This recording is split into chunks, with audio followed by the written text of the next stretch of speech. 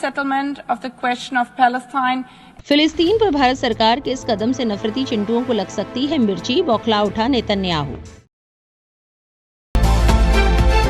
You are watching Delhi News. Gaza में Hamas के बहाने इजराइल फिलिस्तीनियों का नरसंहार कर रहा है। इस नरसंहार को लेकर दुनिया भर के देश चिंतित है और इजराइल के खिलाफ खड़े हैं। ऐसे में भारत की सरकार भी मानवता और अपनी पुरानी विदेश नीति के तहत फिलिस्तीनियों के पक्ष में खड़ी हुई। दरअसल शुक्रवार को फिलिस्तीन के मुद्दे पर संयुक्त राष्ट्र संघ की बैठक हुई। इस दौरान एक आजाद फिलिस्तीनी मुल्क को मान्यता देने और गाजा में जंग को खत्म करने को लेकर वोटिंग हुई। इस वोटिंग में 142 देशों ने फिलिस्तीन के समर्थन में वोट किया और 10 इजराइल के समर्थन में वोट किया, जबकि 12 देशों ने इस वोटिंग में हिस्सा नहीं लिया। ध्यान देने वाली बात तो ये है कि भारत ने भी फिलिस्तीन के समर्थन में वोट किया। इस वोटिंग के बाद सोशल मीडिया पर भारत की जमकर तारीफ हो रही है। इससे पहले कांग्रेस पार्टी ने भारत सरकार से फिलिस्तीनियों के साथ मजबूती से खड़े होने और इजरायली नरसंहार का खुलकर विरोध करने की मांग की थी। इस मांग को भारत की राजनीति में बड़ी बहस छिड़ गई थी।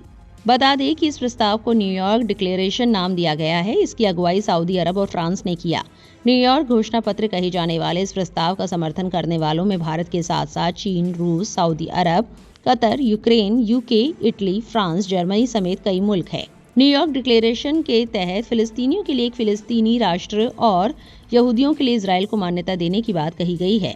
साथ ही इस डिक्लेरेशन के तहत गाजा में जंग को खत्म करने और इजरायली सैनिकों की वापसी की बात कही गई है। न्यूयॉर्क डिक्लेरेशन के तहत हमास को सरेंडर करना होगा और गाजा में हमास की सरकार को खत्म करना होगा। इससे पहले वेस्ट बैंक के अदुमीम बस्ती के दौरे पर गए इजराइल के प्रधानमंत्री बेंजामिन नेतन्याहू ने कहा था, फलस्तीनी राष्ट्र कभी नहीं बनेगा, ये जगह हमारी है। फिलिस्तीन को लेकर भारत का क्या रुख रहा है वो भी बताएंगे। उससे पहले भारत के इस फैसले पर सोशल मीडिया पर क्या रिएक्शन है देखते हैं। पत्रकार शम्स तबरेज कासमी लिखते हैं, दुनिया के 142 देशों ने फलस्तीन को एक आजाद देश के तौर पर तस्लीम कर लिया है। इनमें इंग्लैंड, फ्रांस और वे देश भी शामिल हैं जिन्होंने पहले इसके खिलाफ वोट किया था।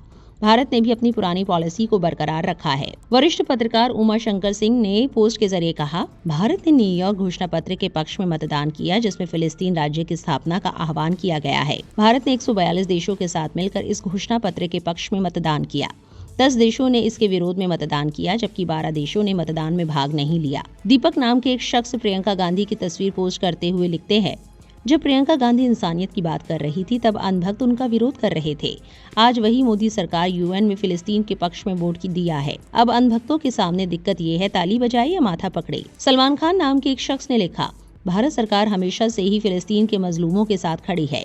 ये बात बीजेपी के छुटभइये नेताओं और अंधभक्तों को भी अपने दिमाग में बैठा लेना चाहिए। बीबीसी की एक रिपोर्ट के मुताबिक भारत का विदेश मंत्रालय कई मौकों पर ये साफ कर चुका है कि फलस्तीन के मुद्दे पर भारत का समर्थन देश की विदेश नीति का एक अभिन्न अंग है। फलस्तीन मुद्दे को भारत का समर्थन दशकों पुराना है। साल 1974 में भारत फलस्तीन मुक्ति संगठन को फलस्तीनी लोगों के एकमात्र और वैध प्रतिनिधि के रूप में मान्यता देने वाला पहला गैर अरब देश बना था। 1988 में भारत फलस्तीनी राष्ट्र को मान्यता देने वाले पहले देशों में से एक बन गया। 1996 में भारत ने गाजा में अपना प्रतिनिधि कार्यालय खोला, जिसे बाद में 2003 में रामल्लाह में स्थानांतरित कर दिया गया था।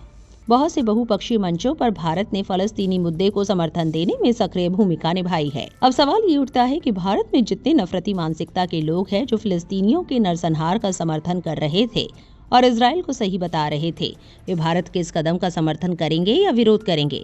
आपकी क्या राय है? कमेंट में जरूर लिखें और इस वीडियो को लाइक और शेयर करना ना भूलें।